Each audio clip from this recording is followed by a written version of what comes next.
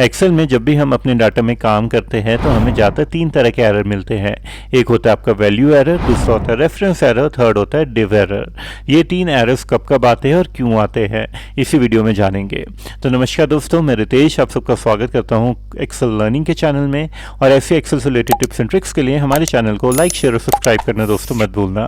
तो आइए दोस्तों शुरू करते हैं ये वाली वीडियो। तो सबसे पहले देखिए दोस्तों, हमारे पास ये वाला एक्सेल में डाटा है और सबसे पहले समझ लेते हैं कि वैल्यू एरर आपके सामने कब आता है। अब जैसे कि दोस्तों अगर आप मैं यहाँ पे क्लिक करूँ, क्लिक करने के बाद इक्वल टू लिखता हूँ। इक्वल टू लिखने के बाद सबसे पहले मैं ये वाला सेल सिलेक्ट कर लेता हूँ और प्लस करता हूँ। मैं इसको प्लस कर लेता हूँ इसके साथ, मतलब नेम के साथ। एंटर बटन प्रेस करता हूँ तो आप देखेंगे यहाँ पे वैल्यू एरर आ गया है। ये एरर इसलिए आया है क्योंकि ये वैल्यू हमने टेक्स्ट के साथ यहाँ पे प्लस कर दी है, लेकिन आप न्यूमेरिक फॉर्म में ही प्लस कर सकते हैं एक वैल्यू को दूसरी वैल्यू के साथ, तब ये वाला एरर आपके सामने डिस्प्ले नहीं होगा। तो आपने इस चीज़ का ध्यान रखना है। वैल्यू एरर कब आएगा? जब आपकी पर्टिकुलर वैल्यू आपने प्रॉपर ढंग से उसको यहाँ पे ठीक ढंग से इम्प्लीमेंट नहीं किया है। आइए दोस्तों अब देखते हैं यहाँ पे रेफरेंस एरर कब आता है। अब जैसे कि दोस्तों आप देख सकते हैं यहाँ पे मैंने यहाँ पे डाटा लिखा है, मतलब रेफरेंस में मैंने यहाँ पे लिखा एज और यहाँ पे दोनों को एनुअल सैलरी दोनों को यहाँ पे प्लस किया है। अगर मैं यहाँ पे देखिए एज को यहाँ पे हटा दूँ और राइट क्लिक करके अगर मैं इसको यहाँ पे डिलीट कर दूँ तो आप देखेंगे यहाँ पे रेफरेंस एरर आ जाएगा। ऐसा क्यों आया? क्योंकि जो हमने फॉर्मूला लगाया था ना, यहाँ पे एज के साथ इसको मल्टीप्लाई किया था या प्लस किया था।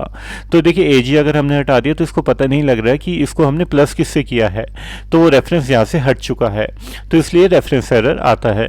तो जब भी आप देखिए एक्सेल में कोई भी डाटा में फॉर्मूला लगाए या कोई भी डाटा में कोई भी फंक्शन लगाए तो आपने ध्यान रखना है जो भी वैल्यू है वो एज इट इज़ रहे वहीं पे।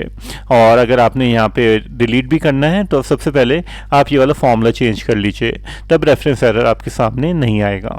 आइए देख लेते हैं अब यहाँ पे थर्ड टाइप ऑफ एरर, वो होता है आपका डिव एरर।